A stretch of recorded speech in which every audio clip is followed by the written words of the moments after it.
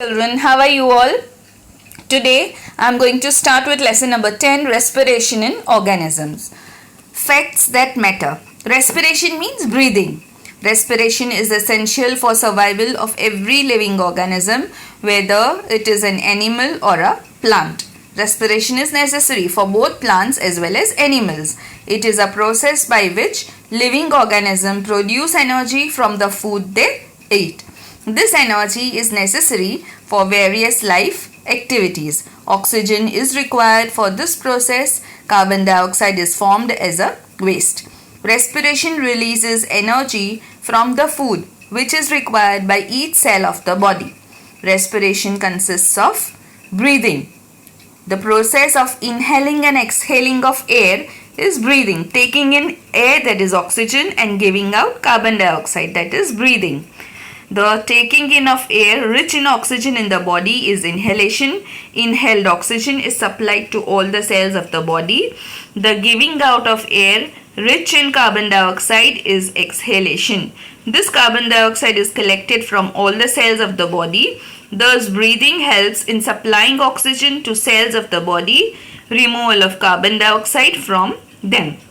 So, it gives oxygen to various organs of the body, breathing, and picks up carbon dioxide and throws it out from the body. Cellular respiration, the process of breakdown of food in the cells with the release of energy, is cellular respiration. Cellular respiration takes place in the cells of all organisms.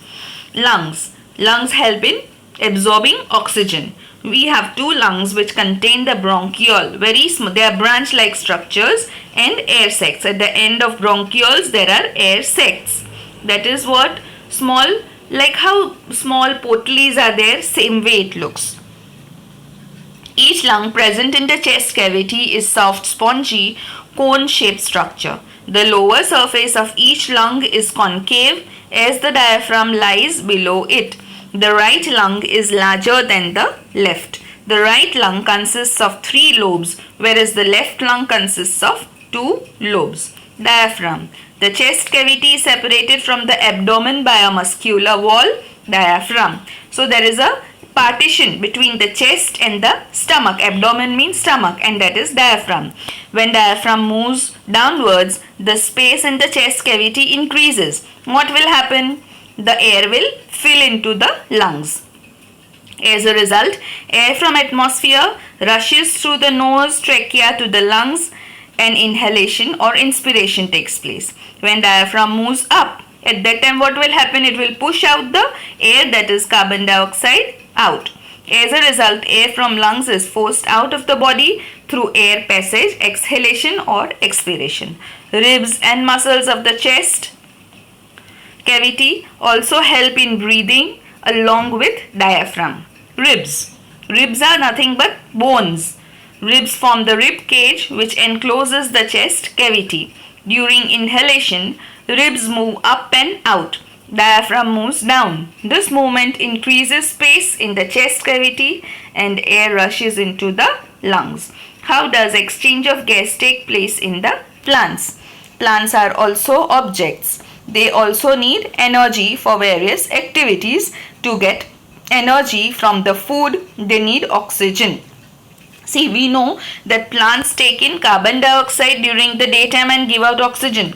But during night, plants also take oxygen. That's why it is advised not to sleep under a tree in the night. Plants have special structure for exchange of gas.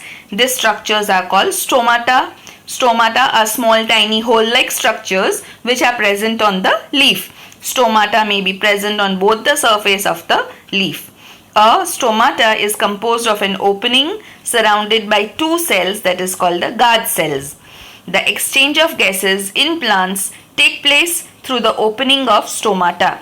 The root cells, which remain under the ground, also need oxygen to generate energy. So, roots also require oxygen. Roots take up air from the air space present between the soil particles. So, between the soil particles there is air. So, from that the roots will absorb oxygen. Okay.